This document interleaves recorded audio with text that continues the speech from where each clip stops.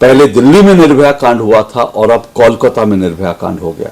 तो सवाल यह है कि आखिर कब तक निर्भया के लिए हम भारतीयों को सड़कों पर उतरकर इंसाफ मांगना पड़ेगा? कब तक निर्भया जैसी दरिंदगी का सामना करना पड़ेगा हमारी बहू बेटियों को, हमारी बच्चियों को? ये तमाम सवाल आज ऐसे हैं जिनका जवाब तलाशना बहुत बहुत जरूरी है।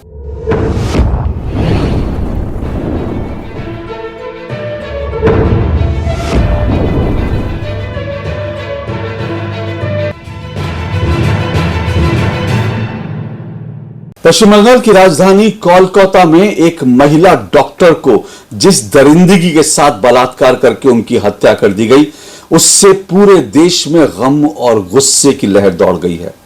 लोग सड़कों पर उतरकर उस महिला डॉक्टर के लिए न्याय की मांग कर रहे हैं। कोलकाता नहीं बल्कि पूरे पश्चिम बंगाल, और पूरे पश्चिम बंगाल नहीं बल्कि पूरे देश में डॉक्टर आंदोलित हैं। शनिवार 17 तारीख को एक बार फिर से पूरे देश में डॉक्टर हड़ताल करेंगे और इस महिला डॉक्टर के लिए इंसाफ की गुहार लगाएंगे, इंसाफ मांगेंगे। सोशल मीडिया पर भी इस महिला के लिए, इस महिला डॉक्टर के लिए लोग लगातार सवाल उठा रहे हैं, लगातार आवाज उठा रहे हैं। यहां तक कि अब कई सेलिब्रिटीज भी इस पूरी मुहिम में शामिल हो गए हैं। कई फिल्म स्टार्स ने इन महिला के लिए, इन महिला डॉक्टर के लिए न्याय मांगा है और निर्भया 2 कहकर, इनको, इस महिला को निर्भया 2 कहकर उनके लिए इंसाफ की गुहार लगाई जा रही है। इस महिला को, इस महिला डॉक्टर को निर्भया 2 इसलिए कहा जा रहा है क्योंकि ठीक 12 साल पहले इसी तरह से निर्भया के साथ भी बलात्कार हुआ था, दिल्ली में हुआ था। आप अच्छी तरह से जानते हैं किस तरह से दिल्ली में जो निर्भया कांड हुआ था, वो उसने कैसे पूरे देश को झिझोड़ कर रख दिया था, झकझोर दिया था पूरे देश को। क्योंकि बलात्कार की खबरें हम अक्सर सुनते हैं, लेकिन जिस तरह की दरिंदगी की गई थी निर्भया के साथ, उसको सुन करके लोगों की रूह कांप गई थी। और उसके बाद लोग, पूरा देश आंदोलित हुआ था, लोग सड़कों पर उतर आए थे। यहां की राष्ट्रपति भवन के दरवाजे को भी लोगों ने घेर लिया था और लोग डिमांड कर रहे थे कि इस मामले में बलात्कारियों के खिलाफ कोई कड़ा कदम उठाना चाहिए, बलात्कारियों को कड़ी से कड़ी सजा मिलनी चाहिए। और उसके बाद केंद्र सरकार को बलात्कार को लेकर कानून तक को बदलना पड़ा था। लेकिन सोचिए, 12 साल पहले इतना सब कुछ हुआ, लोग सड़कों पर आए, आंदोलन हुआ, कानून बदला, हमने निर्भया के नाम से कई तरह की स्कीम शुरू करी, लेकिन हुआ क्या? ढाक के 3 पात। पहले दिल्ली में निर्भया कांड हुआ था और अब कोलकाता में निर्भया कांड हो गया। तो सवाल यह है कि आखिर कब तक निर्भया के लिए हम भारतीयों को सड़कों पर उतरकर इंसाफ मांगना पड़ेगा? कब तक निर्भया जैसी दरिंदगी का सामना करना पड़ेगा हमारी बहू बेटियों को, हमारी बच्चियों को? ये तमाम सवाल आज ऐसे हैं जिनका जवाब तलाशना बहुत बहुत जरूरी है। लेकिन इस पूरे मामले का जवाब तलाशने से पहले मैं आपसे ये कहूंगा, इस पूरे मामले को समझने के लिए, और ऐसा क्यों बार बार हो रहा है, इसको समझने के लिए हमें इसके 3 पहलू हैं, उन पर गौर करना पड़ेगा। ये 3 एंगल से हमको देखना पड़ेगा कि ऐसी घटनाएं क्यों हो रही हैं। क्योंकि देखिए, प्रधानमंत्री नरेंद्र मोदी ने इसका जिक्र लाल किले से किया। लाल किले पर 15 अगस्त के भाषण पर उन्होंने जब दे रहे थे, तब उन्होंने इस बात का जिक्र किया। उन्होंने कहा जिस तरह से ये सब कुछ हो रहा है उससे पूरा देश आक्रोशित है, मां बहनों के साथ जो कुछ हो रहा है उससे पूरा देश आक्रोशित है। और इस मामले में उन्होंने जो है अपील करी कि इस मामले में जल्द जो है इंसाफ भी हो और साथ साथ इस पे कड़ी सजा भी होनी चाहिए जो दोषी, इस तरह की उन्होंने मांग करी। लेकिन सवाल ये उठ रहा है कि प्रधानमंत्री नरेंद्र मोदी को ये क्यों कहना पड़ा? और दूसरी बात यह है कि आखिर निर्भया कांड के बाद 12 साल पहले जो कांड हुआ था, अब ये दोबारा चीजें क्यों हो रही है और बार बार क्यों हो रही है? क्योंकि ये सिर्फ 2 मामले नहीं है। जब ये सब कुछ हो रहा था उस बीच झारखंड में, बिहार में और उत्तराखंड में भी इस तरह की 2-3 खबरें मैंने पढ़ी जिसमें इसी तरह की दरिंदगी बलात्कारियों ने की थी। तो ऐसी चीजें क्यों बार बार हो रही हैं? हम कानून बनाने के बावजूद भी इनसे क्यों नहीं निपट पा रहे हैं? इसको समझना बड़ा जरूरी है। और जैसा मैंने कहा, इसको समझने के लिए हम 3 एंगल से इस पर बात करेंगे। देखिए, इस पूरी समस्या को लेकर 3 चीजें जो इंपॉर्टेंट है। पहली बात यह है, इसका एक राजनीतिक पक्ष है, क्योंकि जब कभी भी कहीं बलात्कार होता है तो फिर सीधा सीधा इस्तीफा मांगा जाता है। कभी उत्तर प्रदेश के मुख्यमंत्री योगी आदित्यनाथ का इस्तीफा मांगा जाता है, अब जो है ममता बनर्जी का इस्तीफा मांगा जा रहा है। तो इसका एक राजनीतिक पक्ष है। और राजनीतिक पक्ष इसलिए बड़ा इंपॉर्टेंट हो जाता है क्योंकि पॉलिटिकल पार्टियां जहां विपक्ष में होती हैं वहां ऐसे मामलों को पुरजोर तरीके से उठाती हैं और वो न्याय मिलने का एक जरिया बन जाता है। क्योंकि अगर विपक्ष वहां आवाज नहीं उठाएगा तो फिर पीड़ित महिलाओं को न्याय कैसे मिलेगा? तो इसलिए इसका एक राजनीतिक पक्ष है। दूसरा इसका जो पक्ष है वो लॉ एंड ऑर्डर का पक्ष है कि भाई राज्य में, क्योंकि लॉ एंड ऑर्डर जो है राज्य का विषय है, तो लॉ एंड ऑर्डर का दूसरा विषय है कि लॉ एंड ऑर्डर किस तरह का है, पुलिस ऐसी ऐसे मामलों पे किस तरह से निपटती है, राज्य सरकार और स्थानीय प्रशासन कैसे इस पे रिस्पॉन्ड करते हैं। तो दूसरा जो पक्ष है वो इसका लॉ एंड ऑर्डर का है, और तीसरा पक्ष जो है वो सीधा सीधा कानून और इंसाफ यानी न्याय का मामला है, न्यायालयों से जुड़ा मामला है इस पूरे मामले में। तो इन तीन पक्षों से इस पूरे मामले को हम जानने समझने की कोशिश करेंगे कि आखिर बार बार निर्भया जैसी चीजें क्यों हो रही हैं और इनको रोकने के लिए हम क्यों बेबस नजर आ रहे हैं, हम इनको क्यों नहीं रोक पा रहे हैं। तो चलिए एक एक करके तीनों बिंदुओं पर बात करते हैं। सबसे पहले जो राजनीतिक पक्ष है उस पर बात करते हैं। देखिए, जैसा मैंने कहा कि राजनीतिक पार्टियों की ऐसे मामले जब हमारे सामने आते हैं, कोई दरिंदगी का, बलात्कार का मामला सामने आता है, तो राजनीतिक पार्टियों की बहुत इंपॉर्टेंट भूमिका हो जाती है। अब देखिए पश्चिम बंगाल में जिस तरह से बीजेपी लगातार इस मामले को उठा रही है, उसके कारण ममता बनर्जी पर दबाव है, उसके कारण जो आंदोलनकारी हैं उनको भरोसा हो रहा है कि उनको न्याय मिल पाएगा, ऐसा लग रहा है, क्योंकि बीजेपी और वहां पर जो शुभेंदु अधिकारी हैं वो लगातार एग्रेसिव हैं। बीजेपी की महिला सांसद वहां लगातार मांग कर रही हैं और धरना प्रदर्शन कर रही हैं, सड़कों पर उतरी हैं, ममता बनर्जी की अकाउंटेबिलिटी तय करने का सवाल उठा रही हैं। तो ये अच्छी बात है, राजनीतिक पार्टियां इस तरह के करती है। लेकिन दिक्कत क्या है? दिक्कत यह है कि राजनीतिक पार्टियां ऐसे मामलों में डबल स्टैंडर्ड निभाती है, और सभी पॉलिटिकल पार्टियों के इस मामले में डबल स्टैंडर्ड दिखते हैं।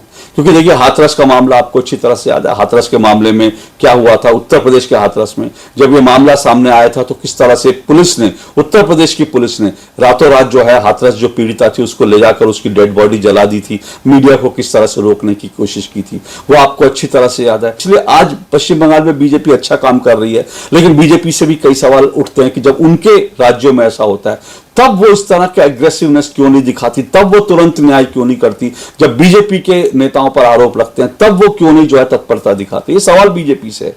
दूसरी तरफ आइए कांग्रेस। अब कांग्रेस क्या करती है? कांग्रेस अपने आप को बड़ी पाक साफ पार्टी कहती है, लेकिन कांग्रेस के अंदर जो महिला प्रवक्ता हैं उन्होंने खुद आरोप लगाए। कांग्रेस के अंदर जो महिला नेत्री हैं उनके आरोप हैं कि भैया हमारे साथ जो है बदसलूकी हुई, हमारे साथ इस तरह की जो है हमको फिजिकली जो है हमारा यौन शोषण करने की कोशिश है। और ये कहकर बीजेपी, कांग्रेस की जो महिला नेता उन्होंने पार्टी छोड़ी। पहले प्रियंका चतुर्वेदी के साथ भी कुछ हुआ था जो अब शिवसेना उद्धव ठाकरे में है, और अब राधिका खेड़ा के साथ। तो उस पूरे मामले में कांग्रेस खामोश रहती है। असम की एक कांग्रेस की एक जो है लीडर है, लोकल लीडर है, उन्होंने यूथ कांग्रेस के नेता पर आरोप लगाया और लगातार लड़ती रही, लेकिन उस यूथ कांग्रेस के नेता, क्योंकि वो राहुल गांधी का करीब है, उसके ऊपर कुछ भी नहीं हुआ, कोई कार्रवाई नहीं हुई। अब हाथरस के मामले में राहुल गांधी और प्रियंका गांधी वाड्रा ने बड़ी तत्परता दिखाई थी। प्रियंका गांधी वाड्रा ने कहा था लड़की हूं, लड़ सकती हूं, लेकिन उसके बाद देखिए जब पश्चिम बंगाल का मामला हुआ तो 5 दिन तक राहुल गांधी गायब रहे। 5 दिन तक उनको नहीं, क्योंकि उनको समर्थन चाहिए ममता बनर्जी का, इसलिए 5 दिन तक नहीं बोले। प्रियंका गांधी खामोश रही, लंबी खामोशी अख्तियार कर ली। कांग्रेस सड़कों पर उतरी नहीं, कांग्रेस चुप मार कर बैठी है। ममता बनर्जी के खिलाफ उनके मुंह से कोई शब्द नहीं निकल रहा है। तो ये कांग्रेस का डबल स्टैंडर्ड है। मैंने कहा कांग्रेस के नेताओं पर जब आरोप लगते हैं तो कांग्रेस जो है गायब हो जाती है, मुंह छुपा लेती है, अपने नेताओं को प्रोटेक्ट करती है। जिनके ऊपर महिला नेत्रियों पर यौन हमला करने का आरोप लगता है, कांग्रेस उनको बचा कर रखती है, क्योंकि राहुल गांधी के, प्रियंका गांधी वाड्रा के और सोनिया गांधी के बड़े खास हैं। तो ये कांग्रेस का डबल चेहरा साफ तौर पे दिखता है। कांग्रेस कहती है कि ऐसे मामलों में हम बड़े पाक साफ हैं, लेकिन हुआ क्या? कठुआ में जो बलात्कार हुआ था, आपको अच्छी तरह से मालूम है, आसिफा का जो मामला था, उसको लेकर जो है बीजेपी पर आरोप लगाती है कि बीजेपी वहां पर बलात्कारियों के पक्ष में जो है वहां पर झंडा यात्रा निकाल रही थी। लेकिन सोचिए, कठुआ की बलात्कारियों के पक्ष में जो व्यक्ति जो है वो वहां पर यात्रा निकाल रहा था, वो व्यक्ति अब कांग्रेस का सदस्य है। कांग्रेस ने उसको जम्मू से टिकट दिया, जम्मू उधमपुर सीट से टिकट दिया। वो अलग बात है कि वो हार गया। तो कांग्रेस का भी डबल चेहरा साफ तौर पे दिखता है, कहीं बोलना कहीं नहीं बोलना, और अपने नेताओं की जब कारस्तानी आती है तब नहीं बोलना। अब आइए सपा पे, आज ये समाजवादी पार्टी पर। उत्तर प्रदेश में कुछ होगा तो समाजवादी पार्टी बड़ी उछलेगी, लेकिन अब उत्तर प्रदेश में समाजवादी पार्टी के नेताओं पर जब आरोप लगे हैं, दो समाजवादी पार्टी के नेताओं पर जब बलात्कार के मामले में, इतने छोटी छोटी बच्चियों से बलात्कार के मामले में, एक अयोध्या में और दूसरा कन्नौज में, तो समाजवादी पार्टी के प्रवक्ता, उनकी महिला प्रवक्ता, उन पीड़ित बच्चियों का ही जो है उनका चरित्र हनन करने पर उतर आते हैं। और मुलायम सिंह यादव ने तो कहा था कि लड़के हैं, लड़कों से गलती हो जाती है। और जब अखिलेश यादव से कोई महिला पत्रकार सवाल करती है बलात्कार को लेकर, महिला उत्पीड़न पर, तो अखिलेश यादव बेशर्मी से कहते हैं तुम्हारे साथ तो नहीं हुआ ना बलात्कार। समाजवादी पार्टी के कई नेताओं ने इस तरह की हरकत की। तो समाजवादी पार्टी का डबल चेहरा जो है साफ तौर पर दिख जाता है। गायत्री प्रजापति को किस तरह से अपने जब विधायकों पर लगता है आरोप तो किस तरह से लेकर समाजवादी पार्टी ढोती है, यह हम सब ने देखा है। अब आइए ममता बनर्जी के लिए, हाथरस में दौड़ी दौड़ी गई थी ममता बनर्जी। लेकिन अब क्या हुआ कोलकाता में वो क्या कर रही है हम देख रहे हैं। उनकी उनकी पूरी भूमिका जो है संदेह के घेरे में, और वो ये कहती है कि उन्होंने सबसे ज्यादा महिलाओं को टिकट दिया, वुमेन एम्पावरमेंट की बात करती है। लेकिन वो अब वुमेन एम्पावरमेंट सिर्फ महिलाओं को टिकट देकर, और कुछ जो है ऐसी जो है बहुत एग्रेसिव महिलाएं हैं, जो बड़ी फॉरवर्ड लुकिंग महिलाएं हैं, इस तरह की महिलाओं को, कोई पत्रकार है, कोई बैंकर थी, इस तरह की महिलाओं को आप टिकट दे देती है। लेकिन जब गरीब महिलाओं के साथ या आम महिलाओं के साथ दुर्व्यवहार होता है, संदेश खाली के मामले में आपने देखा है, और अब इस आरजी कार हॉस्पिटल के मामले में आपने देखा, तब ममता बनर्जी क्या कर रही हैं। अब उनकी भूमिका पर सवाल उठ रहे हैं। और यहां तक कि सीधे सीधे कोलकाता में जो कुछ हुआ है उस मामले में तो ममता बनर्जी कई तरह के सवालों के घेरे में है। इस कोलकाता बलात्कार जो कांड है, इसमें ममता बनर्जी और उनकी पुलिस दावा कर रही है कि एक बलात्कारी था, उसको पकड़ लिया, उसने अपना जुर्म स्वीकार कर लिया, वो कह रहा है मैं फांसी पे चढ़ने को तैयार हूं।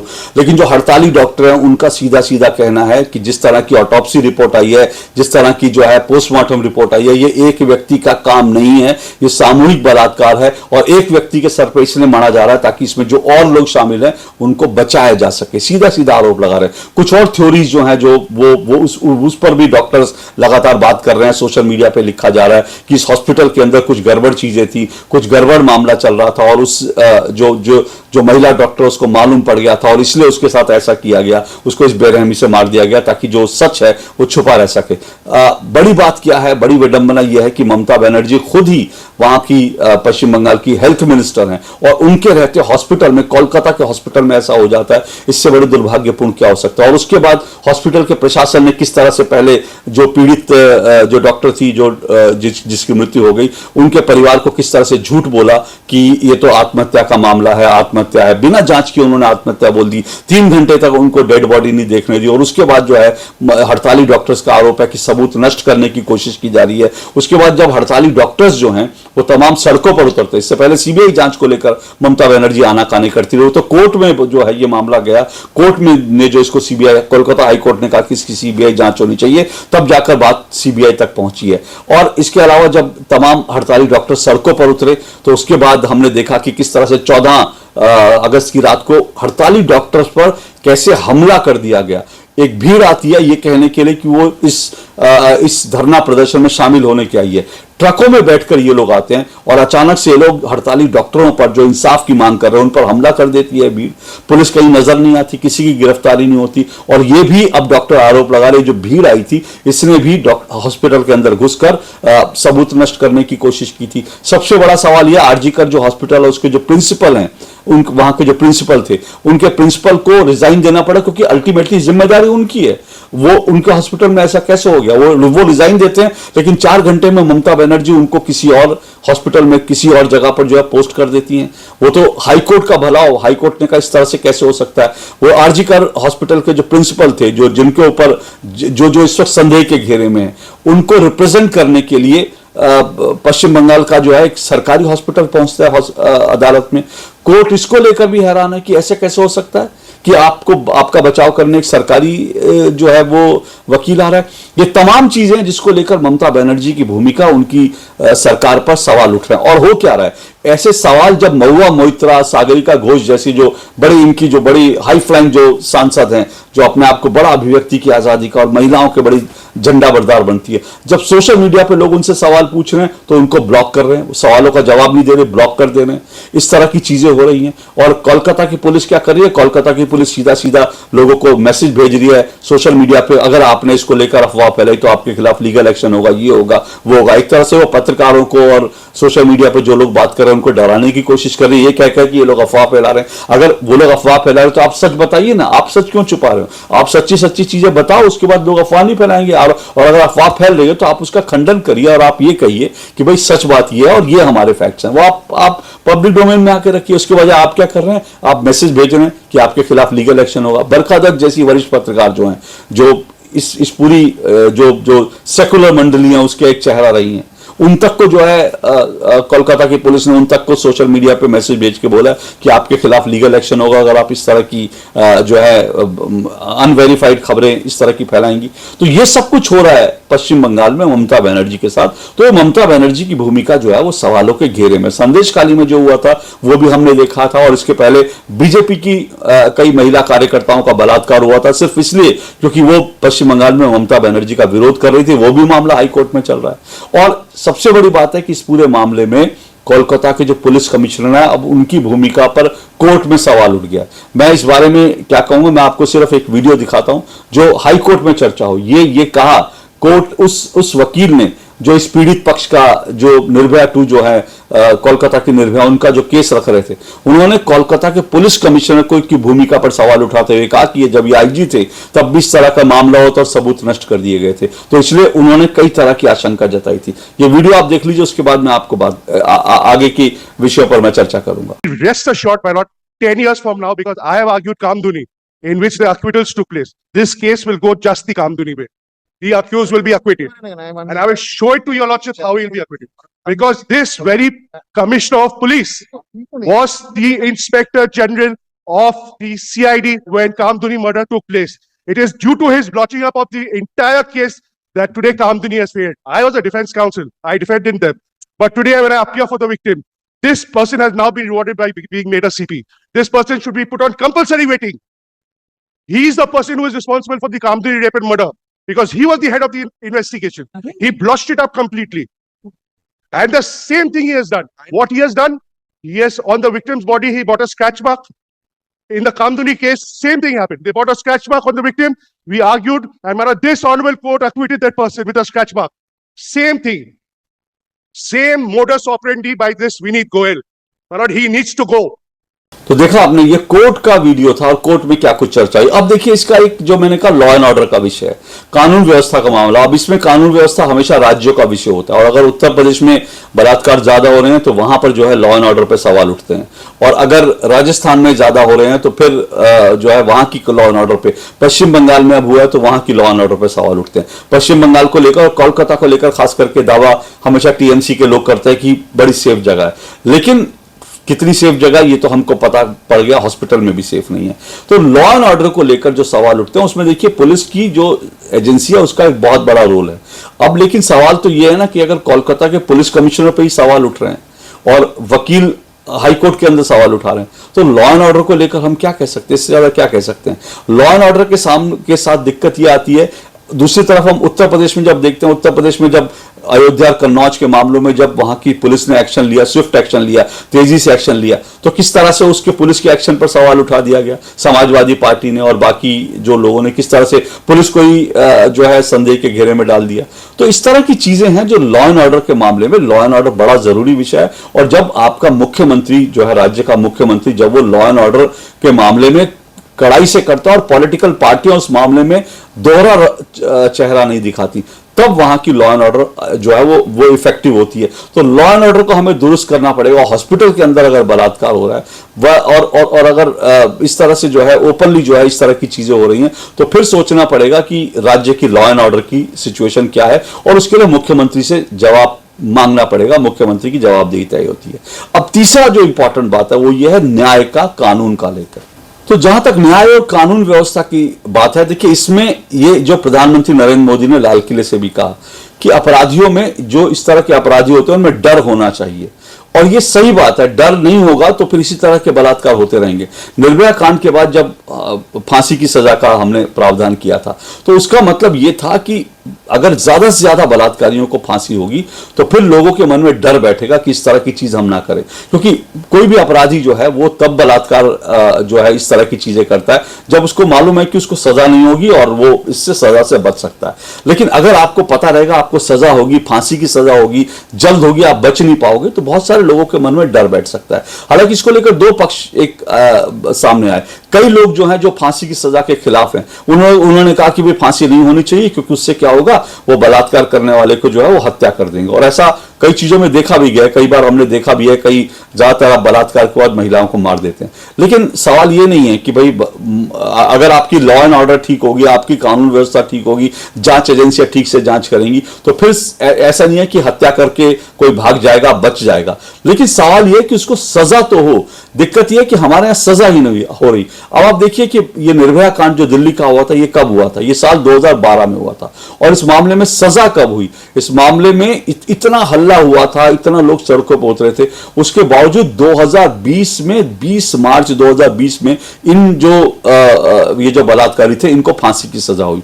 और सजा का डर होता है, इस बात को देखिए। मैं देख रहा था, रिसर्च कर रहा था, तो जब इन लोगों को, जब ये 4 लोग थे, इनको फांसी की सजा दी जा रही थी, तो ये रोने लगे, पुलिस के पैर पकड़ के गिड़गिड़ा रहे थे। जो चारों निर्भया, दिल्ली की निर्भया के बलात्कारी थे, ये रो रहे थे, गिड़गिड़ा रहे थे, हमें बचा लो, हमें बचा लो। इनके जो परिवार वाले थे, वो 5 मिनट के लिए उनसे मिलने के लिए बेचैन थे। उनको लग रहा था अब ये आखिरी मीटिंग है, और इन्होंने खाना पीना छोड़ दिया था, इस तरह की। तो मौत का डर होता है, इस बात को यकीन कीजिए, मौत का डर होता है। लेकिन 8 साल बाद जाकर इनको जो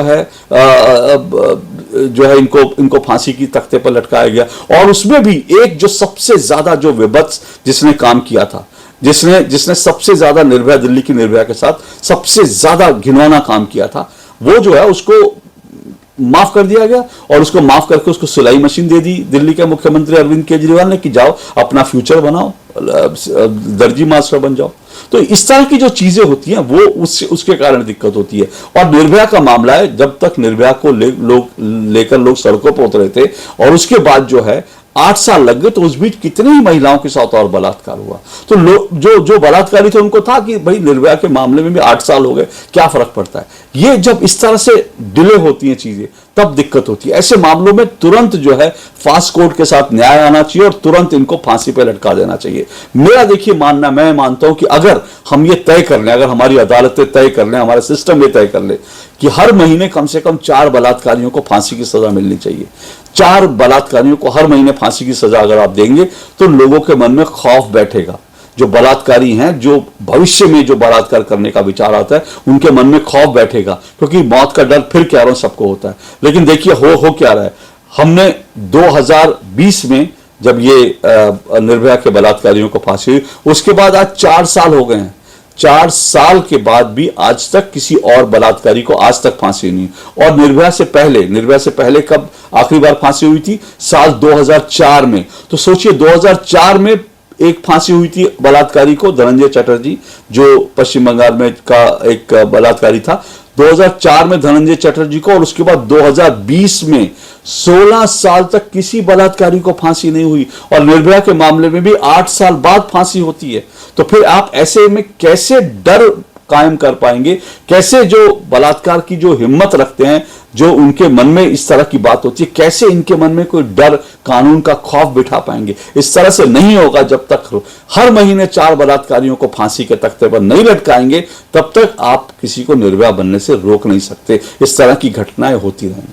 प्रधानमंत्री नरेंद्र मोदी ने लाल किले से एक और इंपॉर्टेंट बात की। उन्होंने कहा जब ऐसे अपराधियों को सजा होती है, तब मीडिया में इसका ज्यादा से ज्यादा वर्णन होना चाहिए, क्योंकि जब घटना होती है उसका वर्णन तो होता है, लेकिन जब ऐसे अपराधियों को सजा होती है उसका भी ज्यादा से ज्यादा वर्णन होना चाहिए। उससे अपराधियों के मन में खौफ बैठेगा। जब प्रधानमंत्री नरेंद्र मोदी ये कह रहे थे, तो सुप्रीम कोर्ट के चीफ जस्टिस जो है सामने ही बैठे थे, चंद्रचूड़ साहब। लेकिन अब यहां पर मैं सवाल कुछ न्यायपालिका के सामने उठाना चाहता हूं, न्यायपालिका को लेकर, न्यायपालिका की भूमिका को लेकर। देखिए, इसमें मैंने कहा ना, एक तो ये सबसे घटिया बात यह है कि हम 16 साल बाद किसी बलात्कारी को फांसी पर लटकते देख रहे हैं, 8 साल बाद निर्भया के मामले। और दूसरी तरफ क्या हो रहा है, कितने ही बलात्कारी हैं जो सब कुछ करके छूट जा रहे हैं। और उसके लिए जो है हम न्यायपालिका को हम क्या बोलें, न्यायपालिका है, जांच एजेंसी, सबकी भूमिका पर सवाल है। लेकिन आपको कुछ खबरें दिखा देता हूं, वो आपको सुनकर समझ आएगा कि सिस्टम में कहां गड़बड़ हो रही है और क्यों बलात्कारियों के हौसले बुलंद हो रहे हैं। मेरे पास एक खबर है, ये खबर जो है, ये मेरे पास खबर है, ये सुप्रीम कोर्ट की एक खबर है।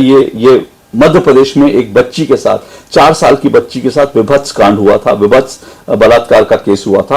और इस मामले में जो है उसको लगातार फांसी की सजा मिलती रही। लेकिन सुप्रीम कोर्ट ने अप्रैल 2022 की ये खबर है, और अप्रैल 2022 में जो ये बलात्कारी था फिरोज खान, जिसने 4 साल की बच्ची का निर्ममता से बलात्कार करके उसकी हत्या कर दी थी, इस फिरोज खान को लेकर के सुप्रीम कोर्ट ने क्या कहा? सुप्रीम कोर्ट ने कहा कि every Sinner has a future, और उसकी जो बलात्कार, उसकी जो हत्या की सजा थी, उसको माफ कर दिया। सोचिए, सुप्रीम कोर्ट ने कहा कि हर पापी का एक भविष्य है। यानी हर पापी का एक भविष्य है और इसलिए उसकी फांसी की सजा, फिरोज खान जो बलात्कारी था उसकी फांसी की सजा को माफ कर दिया गया, उसकी फांसी की सजा को उम्र कैद में बदल दी गई। अब आप सोचिए, हम बलात्कारी का भविष्य तलाश रहे हैं। अगर हम बलात्कारी का भविष्य तलाशेंगे, हम बलात्कारी के भविष्य की चिंता करेंगे, तो हम अपनी बेटियों का वर्तमान इसी तरह से जो है चौपट करते रहेंगे, इसी तरह से उन्हें बलात्कार का शिकार बनाते रहेंगे, अगर हम इस तरह से बलात्कारियों के भविष्य की चिंता। और ये अकेला मामला नहीं है, ऐसे कई मामले मैं ये देख रहा हूं कि एक और मेरे पास खबर है, ये भी मामला ऐसे ही 2012 में गैंगरेप और मर्डर हुआ था 19 साल की एक बच्ची का। उसमें जो है जो 2014 का ये मामला है और 2014 में इसमें हाई कोर्ट ने जो है इनको लेकर के कोर्ट ने इनको बरी कर दिया था। इसी तरह से उड़ीसा का एक मामला है। उड़ीसा के मामले में सोचिए, 6 साल की एक बच्ची का बलात्कार हुआ था और इसमें जो बलात्कारी था उसको क्या कहा कोर्ट ने, उड़ीसा की हाई कोर्ट ने क्या कहा कि भाई ये जो बलात्कारी है जिसकी सजा प्रूव हो गई थी, ये ना 5 वक्त का नमाजी है, तो ये भगवान की शरण में चला गया है, ये अल्लाह की शरण में चला गया है, तो ये 5 बार का नमाजी है, इसलिए उसको फांसी की सजा देना ठीक नहीं है क्योंकि ये अल्लाह की शरण में चला गया। अब ये अगर अदालतें बलात्कार करने के बाद आप 5 वक्त की नमाज पढ़ो और इसलिए जो है आपको जो है आपकी फांसी की सजा माफ कर दी जाए, ये कहां तक जो है हम ऐसे जो है अपनी न्याय प्रणाली से, ऐसे सिस्टम से हम कैसे निर्भया को इंसाफ दिला पाएंगे। एक और मेरे पास ये उत्तराखंड में न्यूनी जो नाबालिग रेप मामला था, इसमें हाईकोर्ट ने निचली अदालत का फैसला पलटा और अजहर को जो है बरी कर दिया। ऐसे एक और मामले, एक और मेरे पास मामला है, IIT का रेप केस है ये, IIT का।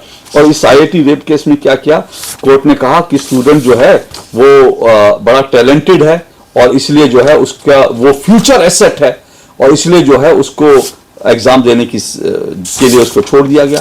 तो इस तरह के तमाम मामले हैं।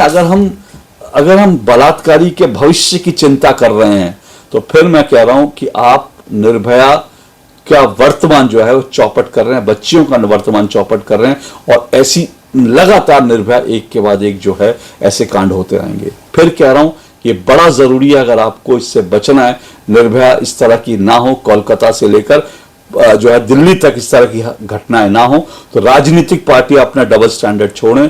लॉ एंड ऑर्डर जो है महिलाओं के मामले में उसको इफेक्टिव होना चाहिए। जो इस तरह के संदिग्ध पुलिसकर्मी हैं उनके हाथ में जो है इस तरह की बागडोर जो है, कानून व्यवस्था की बागडोर नहीं होनी चाहिए, चाहे वो कोई भी कितने बड़ा से बड़ा व्यक्ति हो। और तीसरी बात यह है कि हमारी न्याय प्रणाली को, हमारे जजों को, हमारी न्याय व्यवस्था को सोचना पड़ेगा, क्योंकि अगर आपने एक बलात्कारी को छोड़ा तो समझ लीजिए अगला बलात्कारी जो ऐसा कांड कर रहा है उसके जिम्मेदार आप हैं, कोई और नहीं।